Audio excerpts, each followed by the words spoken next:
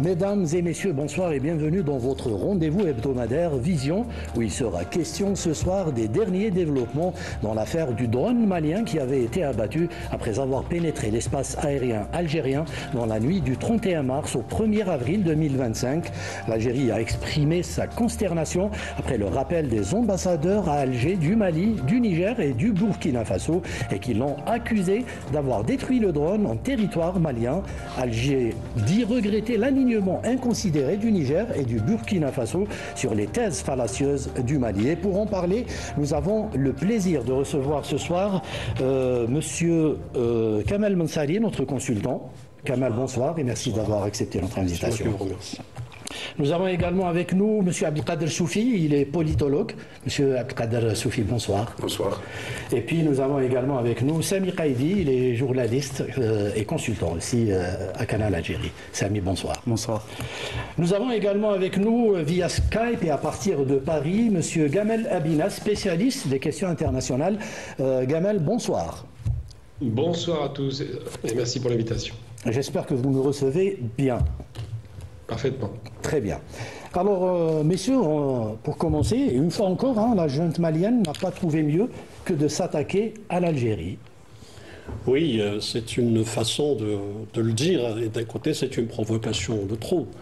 Parce que dans le cycle... C'est d'ailleurs le titre de l'émission, M. Mensari. Ah, d'accord. Oui. Donc, dans le cycle des agressions qui ont vraiment cumulé depuis les derniers mois contre l'Algérie, en dépit du fait qu'on croyait que cette junte allait se calmer lorsqu'elle a désigné un ambassadeur à Alger pour justement remettre de l'ordre dans les relations entre les deux pays. Mais voilà que cette situation perdure. Alors vous savez, il fallait mettre fin à ce dérapage, à ce nouveau dérapage du régime des putschistes au Mali, de la junte au Mali. Donc il fallait être ferme dans la mesure où il y a une agression. Elle n'est pas simplement verbale, elle est aussi physique dans le sens où il y a eu un drone qui a survolé le territoire algérien et il fallait que l'Algérie riposte, c'est-à-dire neutralise ce drone qui a violé le territoire.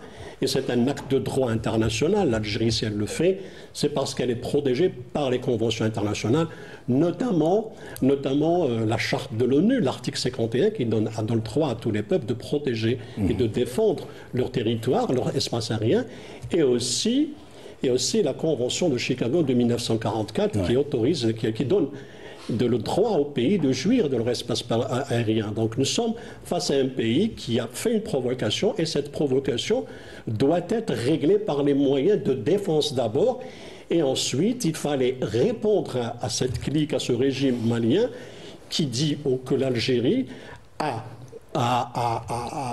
privé les Maliens d'une opération de lutte contre le terrorisme, ce qui est vraiment invraisemblable lorsqu'on sait que l'Algérie, qui était l'un des promoteurs et des défenseurs et l'un des acteurs clés dans la lutte contre le terrorisme, se retrouve accusé de la sorte, ce qui est une aberration.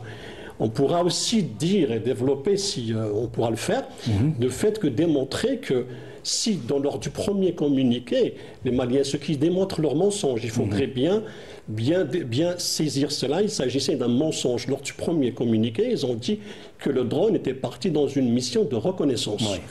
Et lorsqu'ils l'ont perdu le contact avec lui, ils l'ont désarmé. Justement. Ensuite, ils ont dit qu'il était dans une mission de lutte contre le terrorisme. Donc, il y a vraiment un mensonge et une contradiction flagrante qui met à nu le narratif incroyable des putschistes au Mali.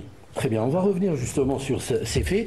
Mais avant cela, comme vous le disiez, M. Mensari, on pensait vraiment qu'on s'acheminait vers un apaisement entre Bamako et Alger, notamment après la nomination du nouvel ambassadeur de Bamako à Alger. Qu'est-ce qui s'est passé et pourquoi maintenant, M. Soufi? Oui, excellente question. D'abord, moi personnellement, je pense qu'il y a un problème de perception dans la vision malienne. Donc on va considérer comme étant la première hypothèse. Donc c'est le problème de la perception. Parce que quand le drone a été abattu, l'Algérie ne considérait pas la nationalité du drone. Parce qu'il ne porte pas une carte nationale. Sachant que des Algériens ont été tués par des drones dans le territoire malien, aux frontières mauritanienne. Des Mauritaniens aussi ont fait l'objet de cela. Et donc, cela pouvait provenir de n'importe quelle entité, sachant que cette région, elle est minée. Ensuite, il ne faut pas oublier que le Mali et l'Algérie sont liés par les accords du CIMOC. Ça veut dire qu'il y a une collaboration militaire. Et si les Maliens réellement voulaient envoyer un drone de reconnaissance, c'est tant mieux. Mais il faudrait informer la partie partenaire et que l'action soit menée communément et qu'au moins les Algériens sauront que c'est un drone de reconnaissance de recherche malienne. Cela n'a pas été le cas. Maintenant, donc, la tergiversation malienne entre d'abord dire ne rien dire, ensuite dire que c'est un drone malien, ensuite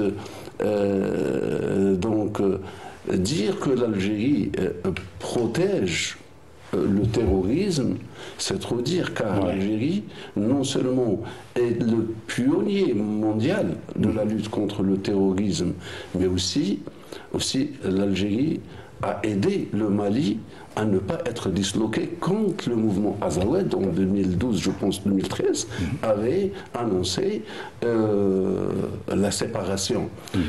Parce que l'Algérie s'inquiétait de l'intégrité du territoire territorial malien. Revenir aussi à dire que l'Algérie s'immisce dans les affaires maliennes, pas du tout. Le Mali devrait considérer l'Algérie comme étant le véritable allié et non pas l'ennemi, car demain appartient à Dieu. Et les Maliens sauront plus tard que ceux qui leur dictent cette conduite à tenir les envoient directement et droit dans le mur. On va revenir justement sur ces provocations et ces accusations de la junte militaire malienne. Mais avant cela, pour revenir justement à ce drone qui a été abattu, les Maliens au départ avaient dit qu'il était abattu. Il leur a fallu toute une semaine pour dire qu'il a été abattu du côté malien. Alors une semaine pour dire ça, c'est un peu beaucoup, non? Exactement. Et ce que l'on peut dire, c'est que Bamako se laisse aller à des diatribes extrêmement indignes et choquantes, et ce depuis plusieurs semaines et plusieurs mois, si je puis dire. Cette attitude encore malveillante et mensongère vient chapeauter finalement toute une période de multiples provocations de la junte militaire au pouvoir à Bamako, des provocations. Permettez-moi, mon cher confrère, de vous rappeler que en août dernier, le régime de Bamako s'était attaqué à quelques mètres de nos frontières à des populations civiles. Il faut savoir aussi qu'en décembre aussi, quand on parle de cette affaire du drone, il s'agit là d'une violation de notre souveraineté nationale, car ce drone a pénétré le territoire algérien sur une distance de 1,6 km, soit quasiment 2 km, et c'est la troisième violation de notre territoire national. Ça a été d'ailleurs rapporté et précisé par le communiqué du ministère de la Défense nationale. Donc le Bamako n'est pas à sa première provocation. En septembre dernier, à la tribune des Nations Unies, c'est le Premier ministre, donc le colonel Maïga, qui avait tenu des propos extrêmement choquants à l'égard de notre pays, l'accusant d'ingérence, l'accusant de fournir le gîte et le couvert à ceux qu'il qualifie de terroristes, donc en parlant de cette manière de son propre peuple et d'une partie de son peuple, alors que l'Algérie n'avait que travaillé à l'unité nationale et territoriale du Mali, et ce depuis au moins plus de 35 ans, car il faut rappeler à nos téléspectateurs qui nous regardent ce soir que les accords d'Alger ne datent pas de 2015. Les premiers accords d'Alger datent des années 90. Il y a eu 4 accords d'Alger au total, et c'est des accords qui se sont faits sous l'égide des Nations Unies.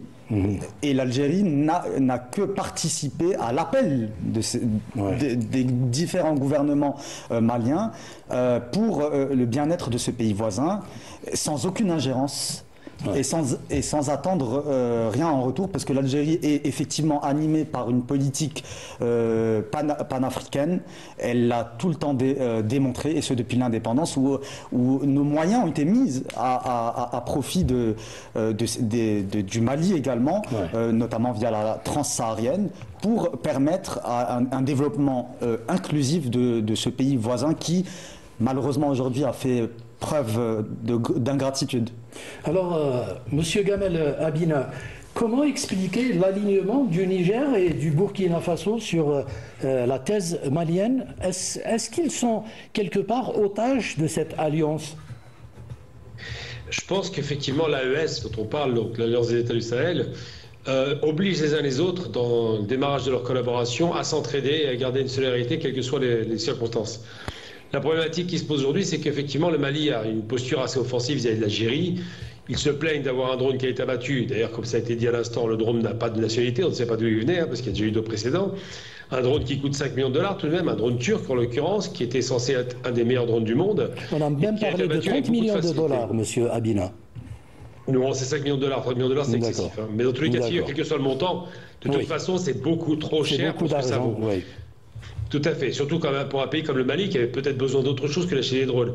Exactement. Ensuite, la problématique, effectivement, c'est de souligner, il y a une violation des frontières. Alors, les Maliens prétendent que le drone aurait été abattu à 9,5 km à l'intérieur du territoire malien, ce qui est difficilement crédible dans la mesure où il faut quand même y aller. Hein.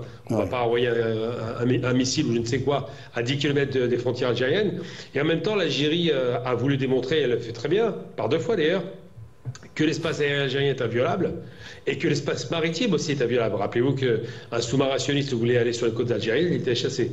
Donc ce qu'il faut prendre en considération, c'est d'abord un discours très étonnant de la part d'ailleurs de Bamako, parce qu'au démarrage, je rappelle tout de même qu'au moment où il y a de coups de force militaire, les Algériens font une critique de pure forme en disant c'est pas bien, mais enterrinent le fait qu'il y a une nouvelle équipe au pouvoir. Et ne donne pas de leçon à telle enseigne que la première frontière qui a été ouverte après le Covid, c'est celle du Mali. Que les relations entre l'Algérie et le Mali sont des relations économiques denses qui devaient s'intensifier. Et que très rapidement, alors je ne vous cache pas que je parlais beaucoup à la télévision panafricaine Afrique Média, et j'ai vu un changement total du jour au lendemain quasiment de positionnement, alors que les Maliens ou les gens en général de l'AES ou des subsahariens étaient plutôt favorables à l'Algérie parce que notre passé témoigne pour nous, hein, parce qu'à chaque fois on est effacé des ardoises, des dettes, parce qu'on propose de l'investissement productif dans les pays africains. Et là on voit un changement complet, on a le sentiment vraiment qu'il y a quelqu'un qui leur souffle à l'oreille qu'il faut être anti-algérien sur des motivations fantaisistes. Je m'explique. Quand on dit, par exemple, ça a été soulevé d'ailleurs par Sémi à l'instant, ou peut-être la Khaled, il me semble, quand on dit que l'Algérie soutient le terrorisme, c'est d'une bêtise abyssale. Je veux dire, il faut être très sérieux. Les groupes terroristes qui évoluent dans le nord du Mali, hein, qui sont des groupes qui viennent à l'origine pour partie d'Algérie et de Libye, le GSPC particulièrement, qui devient Al-Qaïda, qui devient ISIS, enfin on a tout un tas de noms comme ça. Le GSPC a été chassé par Mali militaire et par l'Algérie. Donc la guerre contre le terrorisme algérien est gagnée. Ils vont trouver refuge dans les pays sahéliens, dans les pays désertiques, dans les pays où il n'y a pas vraiment de possibilité de contrôle. Et donc cette guerre est gagnée, mais en même temps, on se rend bien compte qu'ils vont voir ailleurs. Ils vont voir, comme on parle beaucoup de Boko Haram, par exemple, qui va aussi évoluer dans la région. Comment peut-on dire que l'Algérie soutiendrait ce groupe qu'elle a chassé par la force ? Ça ne tient pas la route. Donc c'est des accusations qui sont assez légères, oubliant par là même, et ça a été dit à l'instant sur le plateau, qu'il y a quand même une forme d'ingratitude assez violente, parce que je prends l'exemple du Niger par exemple, l'Algérie a empêché le bombardement du Niger en disant à la CEDEAO, non, nous n'accepterons pas une intervention militaire. L'Algérie a empêché le bombardement du Mali en disant aux Français, nous n'accepterons pas le survol des avions français. L'Algérie a été vraiment, je pense, la plus protectrice de ces pays-là. Et maintenant, malheureusement, le Mali, dans une course effrénée et aveugle, à une forme de surenchère verbale, et ça a été dit à l'ONU avec un discours abyssal, enfin délirant, sur le fait que l'Algérie soutiendrait le terrorisme, est en train de se piéger tout seul. Malheureusement, je le dis parce qu'en vérité, 1300 km de frontières, c'est important. Hein. On a quand même un destin commun et long. Tout à fait. Et on ne peut pas accepter ce genre de dérive. Donc c'est vrai que ce drone est une véritable humiliation en termes technologiques pour les Turcs, malheureusement pour eux, parce qu'on sent bien qu'il y a un flottement dans la qualité de leurs produits. Et en même temps, une humiliation géostratégique pour le Mali, parce qu'ils ont voulu faire des FAMA, des forces armées maliennes, une superpuissance, et ils se rendent compte qu'ils sont limités pour des raisons évidentes, d'abord d'ancienneté militaire. C'est une armée qui est que très récente, finalement, au niveau modernité, et qui ne maîtrise pas. Mais Mais on peut se poser la question de savoir qui tire les ficelles in fine, qui pousse à la faute, qui fait en sorte que deux pays frères commencent à se tourner le dos alors que nous avons tout en commun. Eh bien, cette question est posée par quoi? Parce que ça a commencé par d'abord et avant toute chose une offensive médiatique. Il ne faut jamais perdre de vue que la première offensive est sur le terrain des médias où on invente des espèces de complots ridicules de l'Algérie contre les pays Sahel. Puis très rapidement, on se rend compte effectivement que après l'offensive médiatique, il y a cette fameuse bataille qui a été problématique où ils ont perdu à Tinzaouaten. Donc là, ils ont subi une véritable déconvenue militaire avec le soutien en plus des forces paramilitaires qu'on appelle Wagner. Donc c'est un groupe privé russe mais qui n'est pas dirigé par l'État. Oui. Et bien cette déconvenue leur a déjà mis une difficulté énorme. Et aujourd'hui, on est dans la provocation et dans la surenchère verbale avec un discours qui effectivement, drone de défense, drone de surveillance, drone d'attaque, on ne sait pas de quoi on parle, mais il y a beaucoup de difficultés de communication au sein des FAMA qui finalement ne reconnaissent pas leur faute, à savoir le drone a sans doute violé l'espace aérien algérien et le fait d'avoir été abattu en 17 secondes est pour eux une humiliation sans nom. Oui, vous parlez de communication et vous faites bien. Monsieur Mensari, lorsque la junte malienne avait annoncé justement cette enquête sur ce drone-là, on s'attendait à une enquête sérieuse et puis on nous dit que ce drone a été abattu à l'intérieur du sol malien, à 9 km. Il a fallu toute une semaine pour le dire. Et puis quand on dit que le drone a été abattu dans l'espace aérien malien, cela ferait craindre aux Maliens que leur espace aérien déjà n'est pas bien protégé. Et le système de renseignement malien a mis toute une semaine pour prouver que le drone, soi-disant, a été abattu. Donc cela les discrédite encore plus. Hein. En réalité, cette enquête a accouché d'une souris et d'un un gros mensonge. D'abord, il est impossible de savoir, parce qu'ils n'ont pas les données exactes, ils n'ont pas l'enregistreur du drone qui leur permet d'aller vérifier comment il a volé, comment il est tombé. D'ailleurs, ils ont dit qu'il est tombé à la verticale, comme si tous les drones tombaient à l'horizontale. Ce qui est vraiment étonnant aussi, c'est que nous avons à travers le communiqué du ministère des Affaires étrangères, y compris celui du MDN, que le drone est entré dans le territoire algérien, qu'il est reparti et qu'il est revenu avec une intention. C'est là où l'intention létale, l'intention d'agression a été confirmée, ce qui a contraint les forces de défense terrestre algériennes à de l'abattre. Donc on voit un petit peu que c'est une question de mensonge. Ils n'avaient pas les informations, ils n'avaient pas les données, donc ils ne pouvaient pas savoir où est tombé exactement. Et en plus, les restes et les débris du drone sont entre les mains du FLA on a vu les images sur Twitter et sur Telegram que l'enregistreur lui-même n'est pas en leur possession. Donc comment peut-il savoir? Donc nous savons dans l'aviation, la boîte noire est une boîte d'informations et de données très importantes qui donne tous les renseignements sur une épave ou sur un drame ou sur un crash d'un avion ou de n'importe quel appareil. Eux, ils l'ont pas. Donc comment ils peuvent tirer ça? Donc on voit un petit peu le mensonge. C'est un régime, c'est une clique, comme l'a décrit le ministère des Affaires étrangères, qui a bâti sa propagande sur le mensonge et surtout sur une arrogance. Parce que aller au-delà, en dépit du fait que tous les faits sont contre vous et les preuves sont contre vous, et vous continuez à mentir, vous êtes dans un déni qui est presque paranoïaque. Donc nous sommes face à un régime qui n'est pas sérieux, dont on ne peut en aucun cas lui tenir compte du moment que la réalité le dérange. En plus de ça, lorsqu'on voit les opérations qu'il mène depuis longtemps, qu'est-ce qu'il fait? L'armée, la FAMA, quand ils veulent attaquer, qu'est-ce qu'ils font? Ils envoient un drone et ils font ce qu'on appelle des cibles par opportunité. C'est-à-dire quand tu vois un camion qui se déplace ou des populations, ils tirent, ils les visent et puis à la fin, ils concluent si c'est des terroristes, tant mieux, si c'est des civils, tant pis. C'est la même méthode qui est utilisée par l'armée royale marocaine, parce que c'est contre les Sahraouis. N'importe quel véhicule qui passe, civil ou militaire, ou qui que ce soit qui passe, d'ailleurs c'est pour ça qu'il y a eu des victimes civiles algériennes qui ont été ciblées, parce que la méthodologie et le modus operandi est le même. Et nous savons pertinemment que les Maliens sont entraînés dans l'utilisation des drones par les Marocains. Donc l'implication du Maroc est inévitable et prouvée, avérée. Donc c'est sur cette question-là que ce régime-là ne veut pas admettre. Et lorsqu'il continue dans sa folie furieuse et dans son déni et dans son mensonge, il démontre au monde entier et à nous et à l'opinion publique, y compris son propre opinion publique, qu'il n'est pas crédible et qu'il n'est pas digne de confiance et qu'il est en train de créer une crise avec un voisin. Pour revenir à la question de l'AES, l'AES a été créée, le Niger et le Burkina Faso sont piégés par cette alliance parce qu'ils ne peuvent pas revenir en arrière face à leur population, ils doivent montrer leur soutien. Et l'AES a été créée pour faire face à quoi? Par l'Algérie, justement. C'était par ça la CEDEAO, lorsqu'il y a eu cette menace qui a été justement retenue par l'Algérie, dans laquelle l'Algérie a pris une position ferme de ne pas les agresser. Donc, la logique, elle est politique. Les deux pays sont aujourd'hui coincés. Mais notre grand problème aujourd'hui, c'est bien le Mali. Et comme, plutôt le régime malien, aujourd'hui, a démontré qu'il n'était pas du tout crédible. Pourquoi aussi?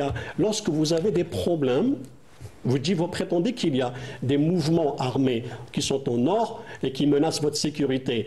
Là, on sait très bien qu'aujourd'hui, il y a deux types de mouvements, de groupes. Ceux qui sont du GAS, c'est-à-dire ceux qui sont signataires de l'accord de paix aujourd'hui, qui sont au sein du FLA.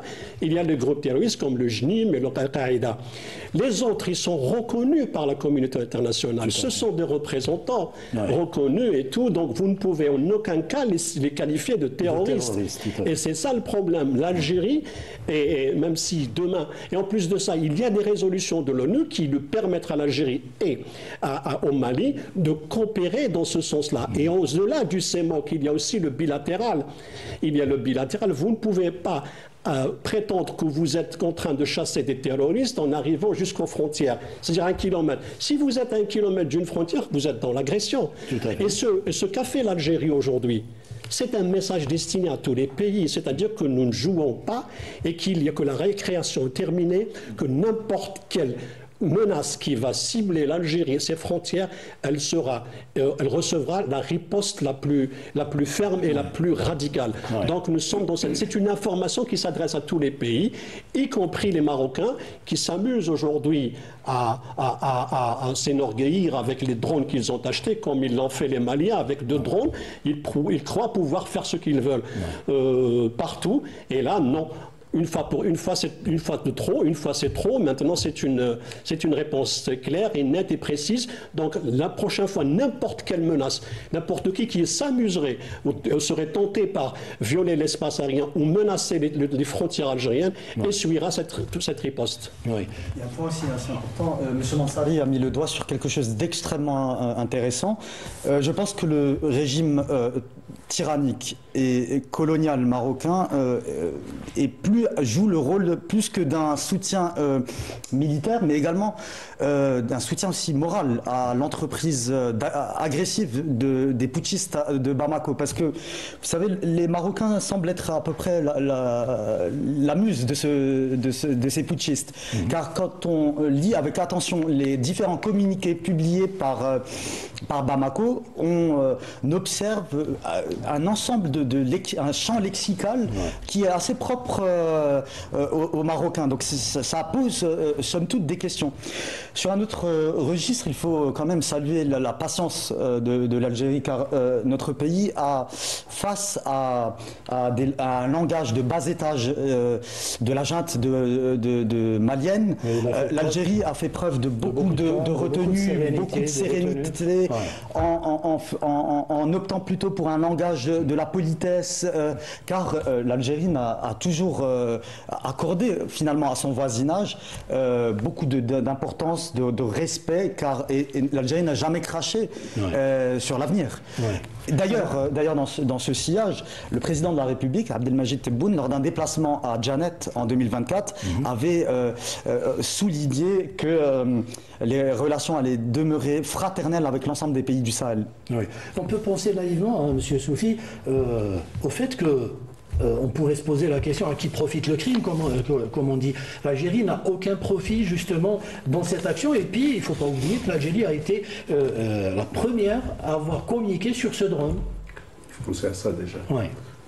Écoutez, je pense qu'aujourd'hui, le Mali est plus à plaindre qu'à blâmer.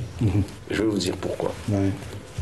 Parce que d'abord, connaître l'itinéraire. Et puis il faut faire le distinguo entre la junte malienne et puis le peuple malien. Hein, donc, même cette junte, je parle de ce gouvernement de transition. Oui.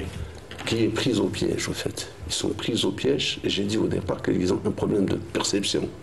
D'abord, ce drone, dont ils n'ont pas l'itinéraire. Cependant, l'armée algérienne a donné avec précision toutes les dates. Celle du 27 août 2024, du 29 décembre 2024, et du 31 au 1er à minuit 5. Voilà, exactement la pénétration de 1,6, une précision, et elle détient toutes les cartes et ce qu'il faut, et toutes les preuves pour dire qu'il y a agression. Cependant, les Maliens ne l'avaient pas et ne l'ont pas. Ça veut dire que celui qui guide le drone, c'est lui qui donne le tympan, et c'est lui qui pousse les Maliens à prendre des positions. Je crois que M. Kaidi a bien fait de dire que le discours, quand on fait une analyse du discours, elle n'est pas le propre du Malien. Ce n'est pas le discours malien, ni celui de ce gouvernement de transition. Je dis que ça, c'est comme si c'était des lettres bien écrites et qui ont été données pour être lues seulement. Que ce soit celui qui a été lu à l'Assemblée générale à l'ONU en mars dernier, ou que ce soit celui-là. Ce n'est pas un langage que nous connaissons aux amis maliens. Mais c'est plutôt quelque chose qui est dicté. Et que, pensons vouloir bien faire. Parce que, aussi, il ne faut pas oublier que 4 ans maintenant que ce pouvoir est en place, et rien de développement n'a été effectué. La situation n'a pas changé, mais au contraire, elle a empiré. Car le jour même, le 31 décembre, il y a eu des accords entre le Ndjim et les populations maliennes au centre du Mali, avec consentement de l'armée malienne, pour qu'il y ait la levée du blocus. Et cela ce n'est pas la première fois. C'est qu'il y a eu une vingtaine d'opérations pareilles. Le problème sécuritaire n'est pas résolu. Combien même il y a eu alliance avec le groupe de Wagner, combien même on a reçu de drones. De drones, vous savez, ce n'est pas avec de drones qu'on va régler le problème d'un territoire qui est quand même le 4e ou 5e superficie en Afrique. Ensuite, le problème sécuritaire peut se régler dans le CEMOC en concertation avec l'ensemble des éléments. Je resterai sur le Mali et je ne parlerai point du Niger et du Burkina Faso, car des positions qui sont tangibles vers la position malienne, AES oblige. Oui. Mais c'est ça, c'est pour ça qu'on disait qu'ils étaient aujourd'hui, quand on voit que l'armée malienne est formée dans les casernes marocaines, donc je dirais qu'il y a une mainmise et une pression de telle sorte que le Maroc n'est pas unique dans cette opération, car il y a 2 autres, je dirais, acteurs étatiques et une organisation terroriste d'État qui est l'organisation sioniste, qui font un réseau commun avec certains groupes terroristes qui sont sur les lieux. Et aussi, attendez, je finis ici, quand on parle des militaires ukrainiens, moi je parle plus d'une concentration de mercenaires de l'OTAN dans cette région nord-malienne, qui aussi en tire profit et qui essaye de... Parce que il faut dire à qui profite le crime. Mais pourquoi? Parce qu'une semaine auparavant, il y a eu un rapprochement entre Alger et Bamako. Il y a des opérations, il y a la route de la soie qui passe par là, il y a la dorsale africaine, il y a des échanges économiques assez importants entre le Niger et l'Algérie, entre le Mali et l'Algérie. Et donc je pense que les Maliens sont pris au piège. Et il faudrait que il se réveille. Moi, c'est ce que je dis, il faudrait qu'il se réveille. En parlant de réveil, très rapidement, en parlant de réveil, parce que c'est important là, en parlant de réveil, en s'alliant avec le régime colonial marocain, j'espère simplement que la junte de Bamako n'a pas oublié que ce même Maroc, dans sa folie expansionniste, revendique une partie du territoire malien, en l'occurrence le bassin de Taoudéni. Il les avait accusés donc d'avoir tué les Mauritaniens avec un drone malien. Tout à fait. Alors, monsieur Gamel Abina, certains ont même parlé d'un test pour voir un peu les capacités de riposte de l'armée aérienne algérienne. Est-ce qu'on peut penser vraiment à un test ? Oui, parfaitement, parce que d'abord, effectivement, le drone qu'ils ont utilisé, c'est un drone qui est le dernier cri, qui était censé ne pas être détectable, il faut l'oublier, et qui a été détecté en même pas quelques minutes, c'était extrêmement rapide. Non seulement détecté, intercepté, abattu, c'est quand même une réalité en termes de qualité défensive indiscutable. Ensuite, on a tendance à oublier que l'armée algérienne est une armée essentiellement défensive, elle garantit la sécurité du territoire. Mais l'intérêt, pas des Maliens, parce que les Maliens n'ont aucun intérêt à agresser directement l'Algérie, l'intérêt du Maroc par exemple, l'intérêt des Émirats, l'intérêt de plusieurs pays comme ça dans la région qui veulent vérifier ce que vaut l'Algérie, je ne parle même pas des sionistes, est réel et clair. C'est-à-dire que ça arrange tout le monde de savoir ce que vaut la défense algérienne, parce que ça fait longtemps que les Français en parlent d'ailleurs. Il y a eu un député, je crois, qui avait évoqué le danger algérien. Donc le fait de dire que l'Algérie a des capacités défensives inattendues, il faut bien préciser qu'on ne sait pas comment a été abattu ce drone, eh bien ça interroge effectivement, et ça questionne, et ça inquiète forcément. Donc moi j'ai envie de dire simplement que le test qui a été fait est un test grandeur nature, sur la base d'un drone qui coûte extrêmement cher, le dernier cri, qui était censé effectivement ne pas être dépisté, encore moins être abattu. Et aujourd'hui, on se rend bien compte que dans un délai très court, 17 secondes, c'est incroyable, on a mis en échec sur une frontière de 1329 km quand même, il faut la surveiller cette frontière, une incursion inattendue. Alors c'est vrai que les Maliens prétendent que soi-disant ça aurait été abattu chez eux, on se demande pourquoi et quel intérêt pour l'Algérie, mais surtout oublient par la même de donner des données d'un radar. On aimerait bien les voir ces données radar, parce que les Algériens, ils les ont les données radar. Donc les accusations... il va falloir fournir des preuves. Tout à fait, mais les preuves ne seront pas fournies. C'est pas la première fois que Mali malheureusement accuse sans preuve. Et ça va dans un jeu un peu malsain. On a bien compris que la France a été écartée du Sahel pour des raisons qui appartiennent au Sahel d'ailleurs, on peut le comprendre, un souverainisme. On a bien compris qu'elle a dit qu'elle repasserait par le Maroc en proposant Dakhla comme porte de sortie. C'est quand même une sorte de projet un peu avorté parce que ça ne va pas bien loin. Mais surtout, on comprend qu'il y a des pays qui sont intéressés par ces informations. Je veux dire, quand on va sacrifier un drone de 30 millions de dollars sur le territoire algérien, l'information de voir si oui ou non ça passait est essentielle pour les ennemis de l'Algérie. Et les ennemis de l'Algérie, on en connaît quelques-uns.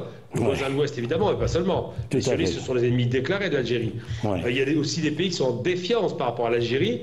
Et il faut rappeler, c'est important de le dire, parce que je pense qu'on ne le dit pas assez, c'est que l'Algérie est faiseuse de paix depuis toujours. Ce n'est pas la première fois qu'elle a tenté des médiations, qu'elle a obtenu des résultats extraordinaires en Afrique, comme la question de l'Éthiopie et de l'Érythrée.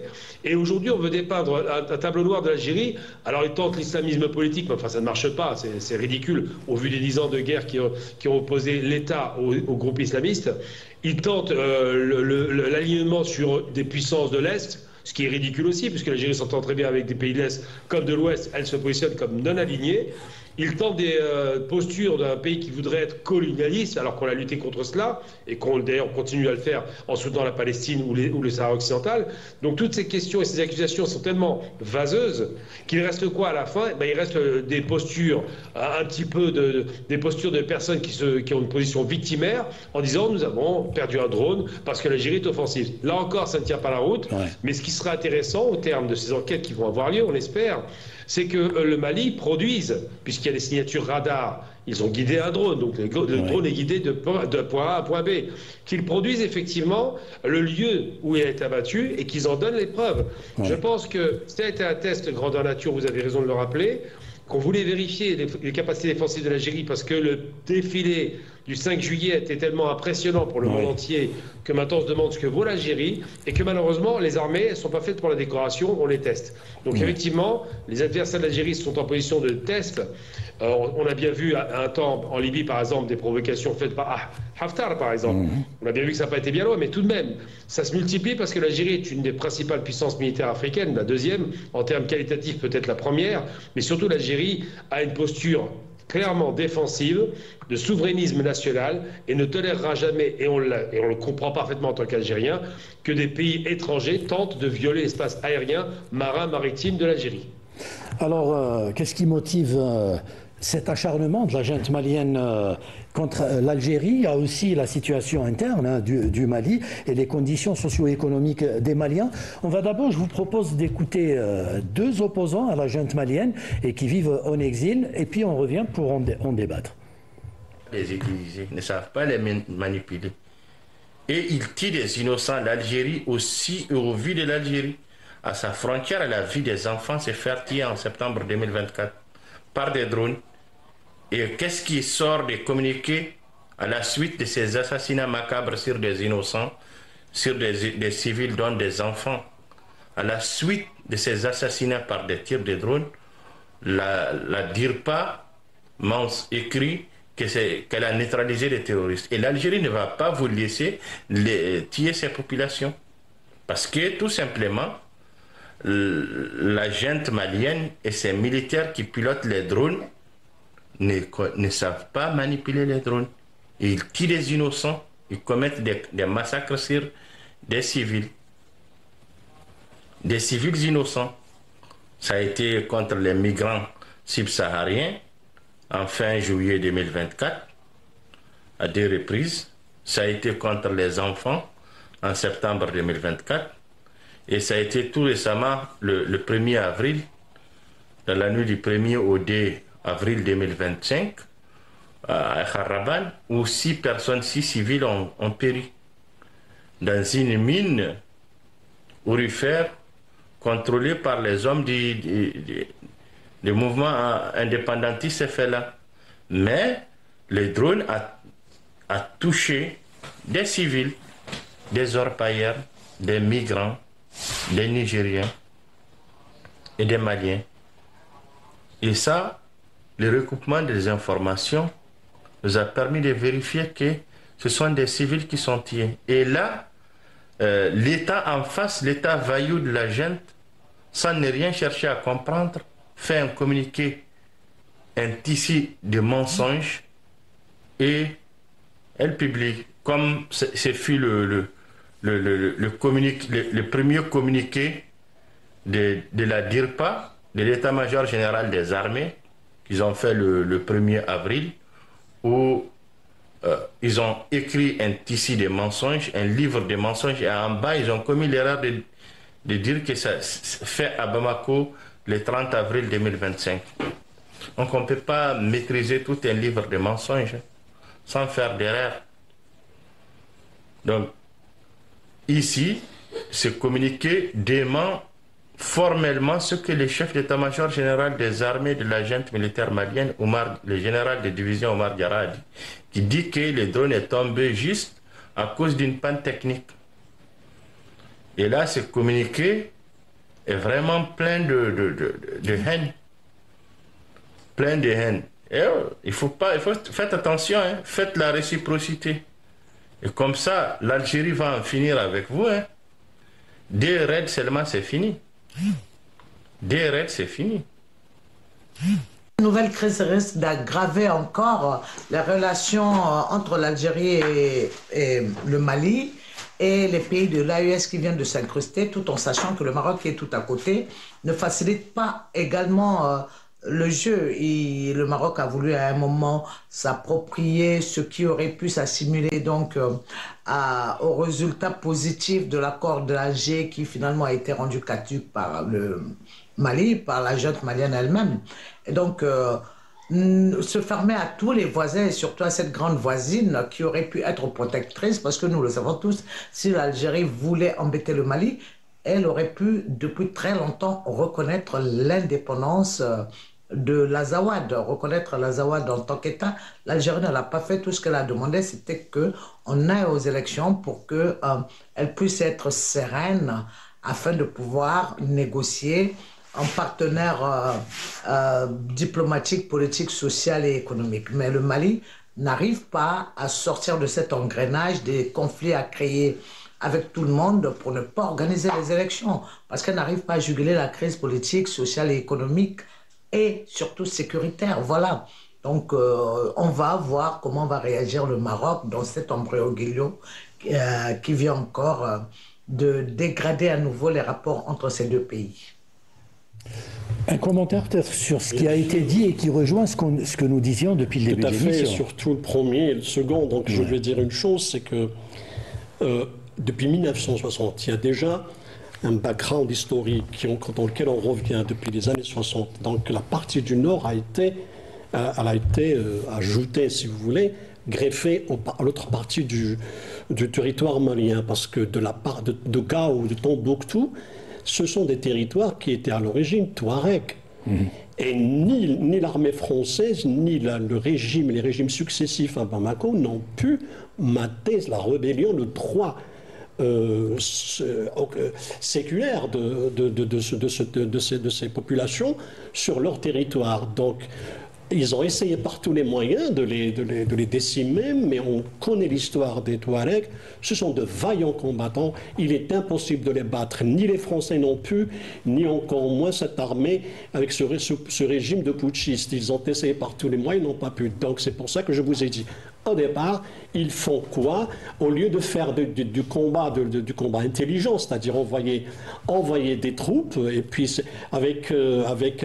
comme le font tous les régimes, tous les armées qui se respectent, c'est-à-dire envoyer un drone pour superviser, faire une reconnaissance et puis revenir attaquer, mais c'est toujours des contingents bien ciblés de militaires.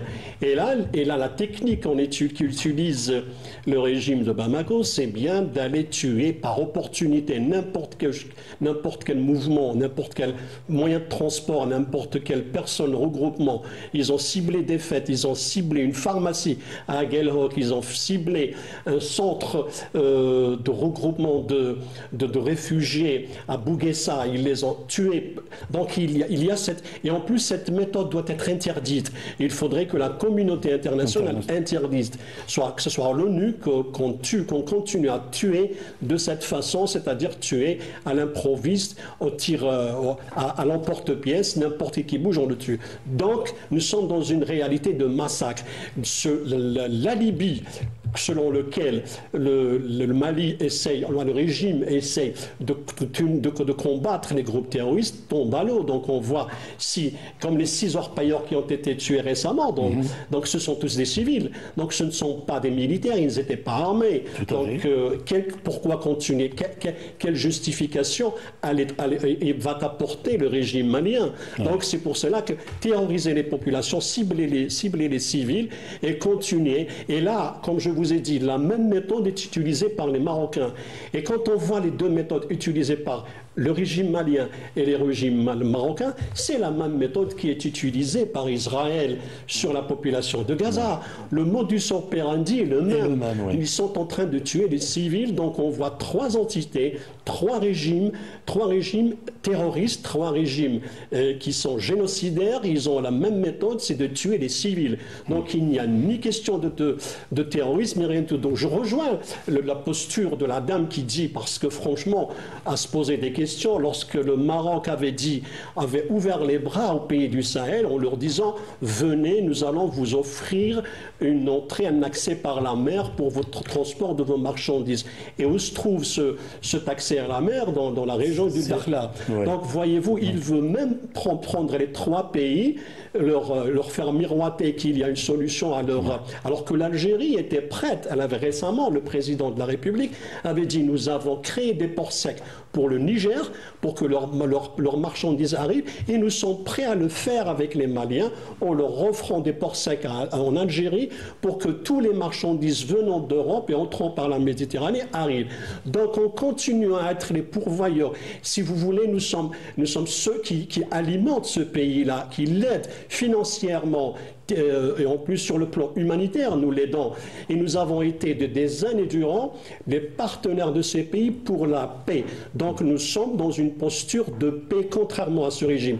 Et lorsque ce régime, dans le communiqué, il prétend avoir perdu un drone, ils ne sont pas simplement victimes, ils ne jouent pas à la victime parce qu'ils ont perdu un drone. Ce qui est plus grave, ils disent que l'Algérie les a empêchés de cibler un groupe terroriste.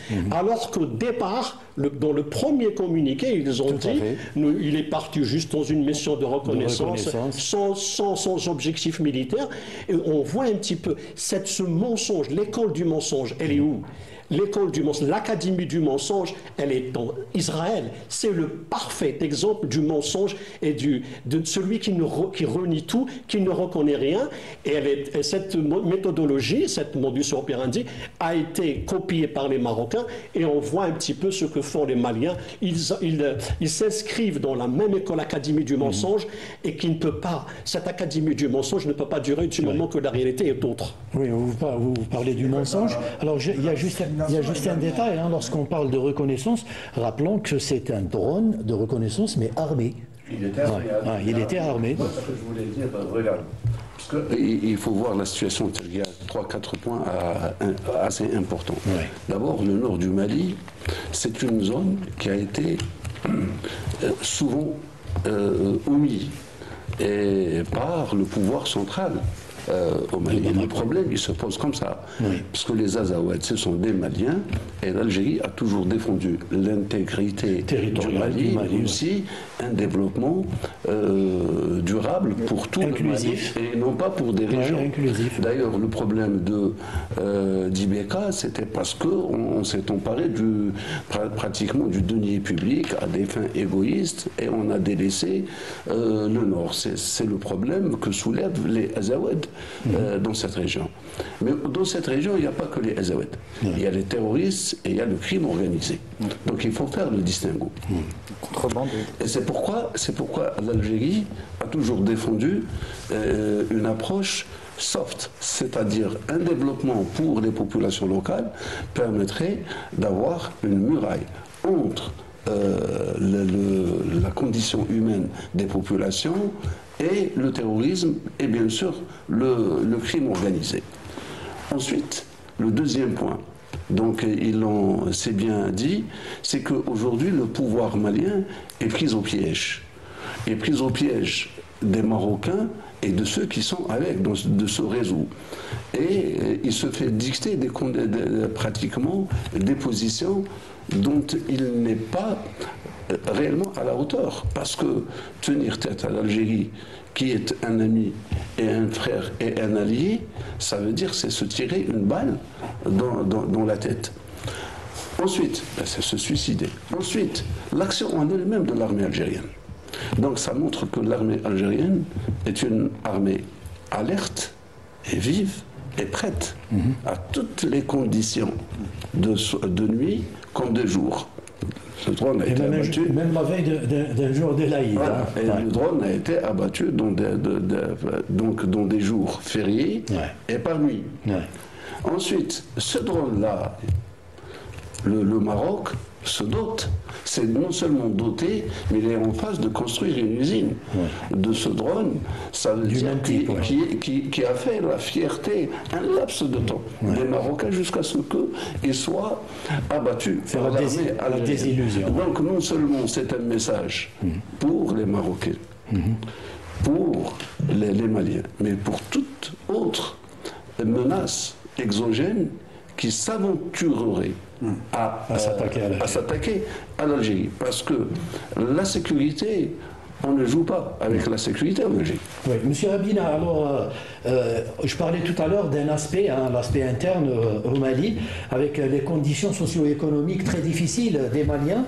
Et puis il y a un autre aussi point dont parlait justement l'opposante malienne tout à l'heure, c'est d'éviter la tenue d'élections aussi. Tout ça est fait un peu dans ce sens aussi ? Tout à fait. Le principe des élections, évidemment, je ne suis pas forcément hyper favorable aux élections en général, c'est bien de les avoir, mais ça ne représente pas grand-chose dans un pays dirigiste. Ce que je veux dire par rapport à ça, c'est que effectivement, ce qu'on appelle la junte militaire, en l'occurrence, elle n'existe pas seulement au Mali, on l'a aussi au Burkina et au Niger, mais le comportement n'est pas le même. C'est-à-dire qu'il y a un appel du peuple pour se débarrasser des anciens dirigeants qui étaient plutôt soumis à la France. Ça, on le respecte, l'Algérie l'a respecté d'ailleurs, il faut le rappeler. Même quand elle critique le coup de force au Niger par rapport à l'élection de l'ancien président, elle ne critique pas jusqu'au bout. Ça n'empêche pas de collaborer, de faire un travail de développement, d'aider d'ailleurs ce pays à accéder à l'électricité, de développer le nord du Niger avec l'exploitation du pétrole. Donc l'Algérie fait un vrai travail de partenariat parce qu'elle est face à des dettes africaines, on oublie ça aussi. Et puis elle propose, avec un plan de 1 milliard sur la table, de faire en sorte que ces pays puissent créer des conditions, c'était dit par Abdelkader Soufi, les conditions économiques pour éviter de sombrer dans les sirènes de l'islamisme ou du terrorisme. Donc ça, c'est une réalité. Alors de dire que la démocratie serait la solution, oui, ça peut être une solution dans les pays riches. Dans les pays en voie de développement, il faut des pouvoirs un peu dirigistes malgré tout. Mais on voit bien qu'au Mali, on tourne en rond. Ça fait longtemps qu'on parle d'un pouvoir de transition qui ne fait que durer, avec un Assimi Goïta qui semble être très mal conseillé, avec un Choguel Maïga qui est très offensif sur l'Algérie, alors qu'à l'époque il était plutôt favorable. Rappelons-nous quand même que le premier pays visité par le Mali, ils ont envoyé une délégation, c'est l'Algérie après le coup de force. Et l'Algérie dit c'est pas bien, mais elle n'a pas été au-delà, parce qu'elle ne donne pas de leçons de démocratie aux pays africains, elle n'est pas là pour ça. Par contre, la leçon que donne l'Algérie, c'est en termes de respect des principes et de la parole. Et là, malheureusement, c'est pas le cas. Puis ça a été dit tout à l'heure, les conditions entre le nord et le sud du Mali, c'est des conditions abyssales. 90% des richesses sont concentrées dans le sud, le nord est abandonné, et effectivement, lorsqu'on propose d'améliorer les conditions générales de vie, on propose d'éviter les tensions séparatistes. Or, les Maliens, aujourd'hui, font croire qu'il y aurait dans le nord que des terroristes, ce qui est ridicule. L'Azawad, ça a été dit tout à l'heure, ce sont des Maliens, qu'on le veuille ou non. Touareg, c'est pas des Maliens. Ils se revendiquent du Mali, aucun problème, mais c'est des Maliens mal aimés. C'est une longue histoire, on va pas revenir sur les questions de la traite des grilles ou autres, mais c'est une réalité, c'est qu'ils sont mal aimés. Et que malheureusement, les dirigeants maliens n'ont pas su tenir leurs engagements. S'ils avaient juste amélioré les conditions économiques, d'abord, ça n'aurait pas fait le lit des terroristes qui prolifèrent sur les misères sociales. Et puis surtout, ça aurait donné le sentiment aux gens du Nord qu'ils ne sont pas exclus du Mali. Donc aujourd'hui, il faut être très clair sur un point, j'avais dit à Afrique Média à l'époque, de faire croire que l'Algérie voudrait soutenir des organisations séparatistes, c'est stupide. Pourquoi? Parce que si on parle de l'Azawad, ce sont donc des gens qui sont Touaregs. Or, on a les Touaregs en Algérie comme au Mali, et si l'Azawad a des envies bellicistes vis-à-vis du Mali, elle pourrait avoir les mêmes avec l'Algérie. Avec l'Algérie, des volontés séparatistes. Ça n'arrange donc pas l'Algérie qui a un principe fondamental, l'intangibilité des frontières, née de la décolonisation. On ne touche pas aux frontières. Et donc ça montre par A plus B que non seulement l'Algérie n'a aucun intérêt à soutenir des groupes séparatistes ou terroristes, comme je l'ai dit tout à l'heure, terroristes c'est tellement ridicule qu'on va passer dessus, mais surtout qu'elle a tout intérêt à faire en sorte que le Mali reste une terre intègre, 1 million de kilomètres carrés, une terre sous-développée parce que volonté de la France d'exploiter le territoire sans développer les infrastructures, et la preuve de l'Algérie qui est fait par A plus B, c'est que quand elle va soutenir le Niger, elle investit immédiatement dans les stations de la création d'énergie, par exemple, de l'électricité. Le Niger a des pays les plus pauvres d'Afrique, il faut le rappeler. Et rappelons-nous une chose importante. Sur ces 3 pays de l'AES, 2 des 3 pays, Niger et Burkina, sont des plus pauvres d'Afrique, font partie des pays les plus pauvres. Donc on parle de pays pauvres, qui sont souvent enclavés, qui ont été exploités par l'ancienne puissance coloniale, et qui veulent retrouver un sursaut de fierté nationale, ce qu'on comprend, mais qui se trompent d'adversaire. Normalement, quand ils parlent aux Algériens, ils parlent à leurs frères, qui ont le même parcours, mais qui ont réussi ce que les Maliens et malheureusement les Burkinabés n'ont pas réussi, sauf du temps de Sankara. Ils n'ont pas réussi à se développer. C'est difficile. L'Algérie leur propose un plan de développement, d'investissement massif. Malheureusement, d'autres leur proposent des chimères qui passaient par Dakhla. Et ce qui est amusant, pour vendre quoi? À qui on ne sait pas. Vous avez accès à la mer, c'est bien. Vous allez vendre quoi? Du fer ou de l'or aux États-Unis, est-ce que ça va développer le pays? C'est pas sérieux. La solution, et c'est ce que propose l'Algérie, c'est une solution régionale de co-développement, d'échanges, d'intensification des échanges. La subsaharienne était destinée à ça. Le fait d'amener l'Internet au débit par la subsaharienne, c'est destiné à cela. Le fait de désenclaver ces pays qui sont punis, c'est destiné à cela. Le fait de créer ce fameux pipeline, enfin gazoduc, du Niger vers l'Algérie pour empêcher les tensions, c'est destiné à cela. Et puis malheureusement, le Mali ne semble pas comprendre que son intérêt, effectivement, et l'intérêt de son peuple, et surtout parce que moi j'ai à cœur l'intérêt des peuples, il y a c'est de travailler avec un pays riche comme l'Algérie plutôt qu'avec des chimères qui viendraient du voisin de l'Est. Alors, vous faites bien de dire qu'il se trompe d'ennemis, et il se trompe aussi d'alliés, puisqu'il s'allie à des gens qui ne leur proposent rien, surtout notamment par rapport au développement de la région. Ils sont en train de se tirer une balle dans le pied. Est-ce que... Il y a une réalité, pardon, il y a une réalité historique qui dure depuis longtemps, c'est-à-dire le fait que ce régime-là, bon, il y a eu auparavant des bécas, mais jusqu'à aujourd'hui, la seule voie d'issue, la voie de sortie qui est adoptée par les putschistes, c'est bien la lutte, ce qu'ils appellent la lutte contre le terrorisme. Or, comme l'a signalé le président de la République, vous avez eu l'occasion d'avoir de l'argent. Pourquoi vous recrutez des mercenaires au lieu d'utiliser votre financement, votre argent dans le développement de pays? L'Algérie, non seulement l'Algérie, y compris l'Union africaine au sein du NEPAD, avait justement proposé à ce qu'il y ait des projets de développement, que ce soit au centre du Mali, à partir de Gao jusqu'au nord, et qui profiteraient également aux populations du sud.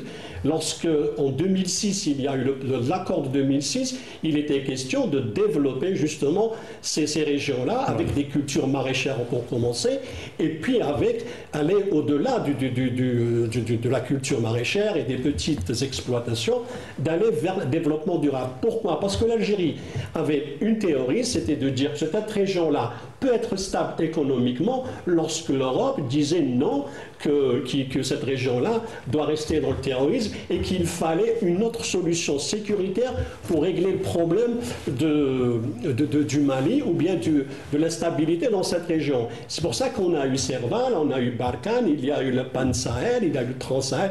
Toutes ces initiatives franco-américaines qui n'ont abouti à rien, qui ont maintenu la population dans le dénuement le plus total. Et aujourd'hui, les régimes actuels à Bamako jouent le prolongation. On ne sait pas quand elle se termine cette transition.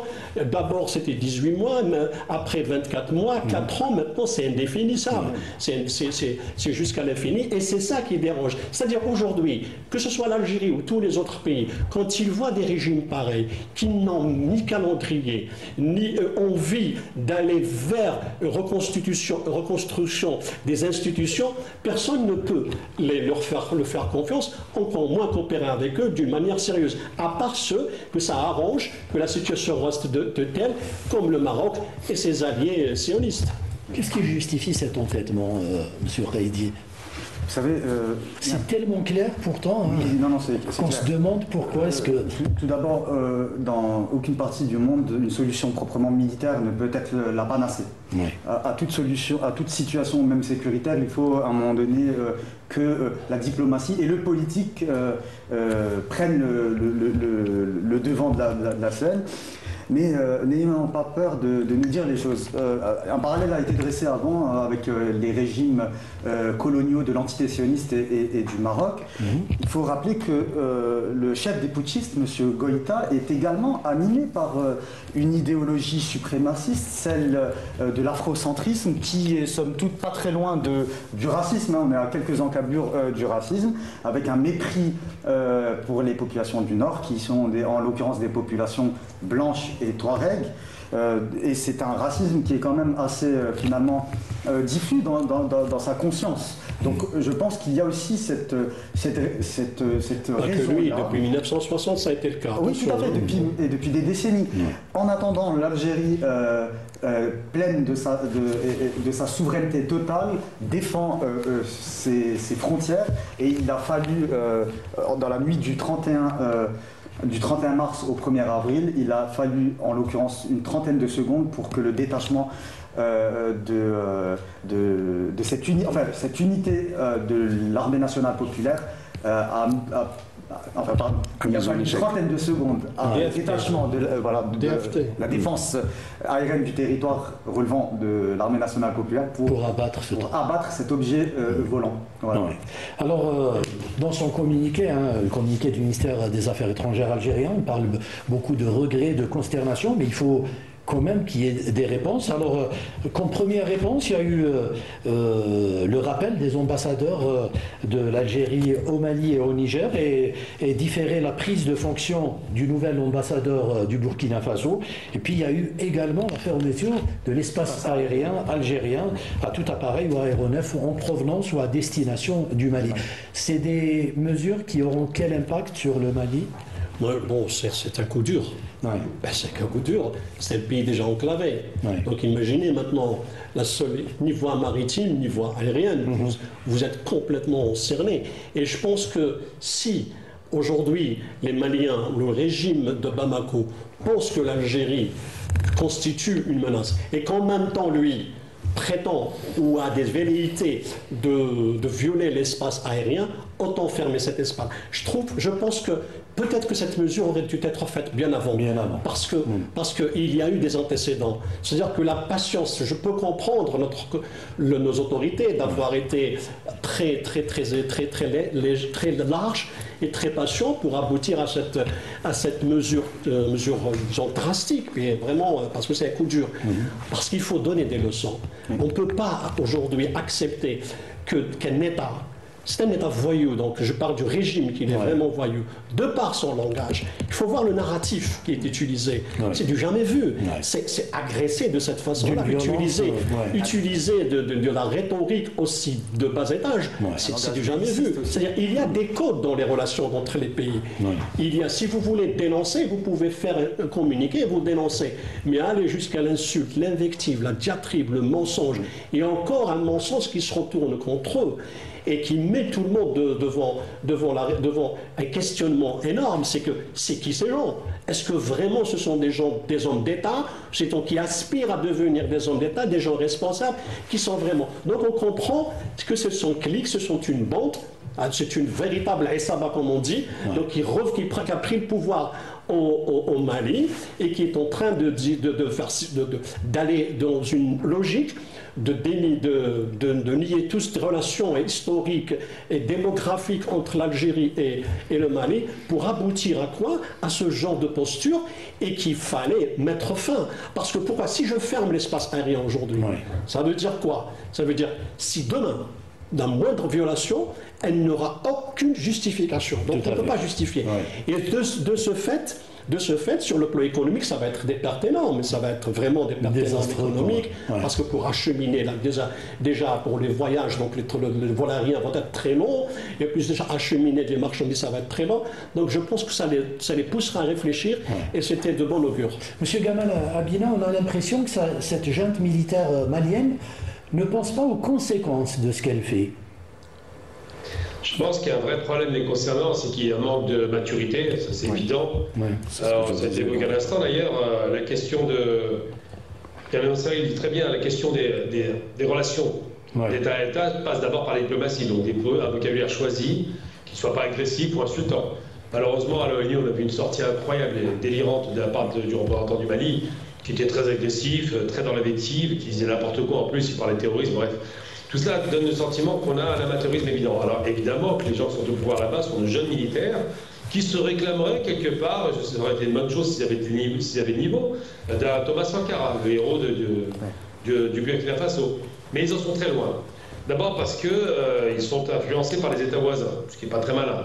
Ensuite et surtout parce qu'ils accusent un des pays les plus respectables d'Afrique, l'Algérie, qui s'est battue pour son indépendance au prix du sang quand même, et ça a duré longtemps. Mais ils accusent l'Algérie d'être un pays qui aurait des velléités expansionnistes. C'est assez ridicule. Bizarrement, ceux qui les conseillent sont des expansionnistes, on le sait. Eretz Maroc, je vais l'appeler comme ça, revendiquer quand même de la possession évidemment du Sahara occidental, de la Mauritanie, d'une partie du Mali. Donc c'est quand même pas mal, cette expansion, sans parler de la partie algérienne.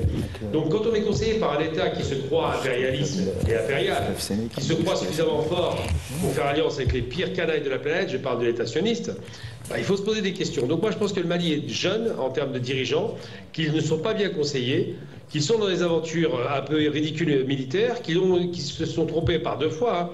J'ai parlé de la déconvenue qu'ils ont subie sur la dernière campagne à Tiznawatan, mais pas seulement. Là, avec ce drone, ils s'imaginaient avoir une superpuissance, ils se sont trompés. Je pense qu'il y a l'arrogance de la jeunesse qui les conduit à faire n'importe quoi. Et je vais traduire mon propos par ça. Ils ont cru qu'ils allaient prendre le pouvoir par la force dans le Nord. Ça a été un échec.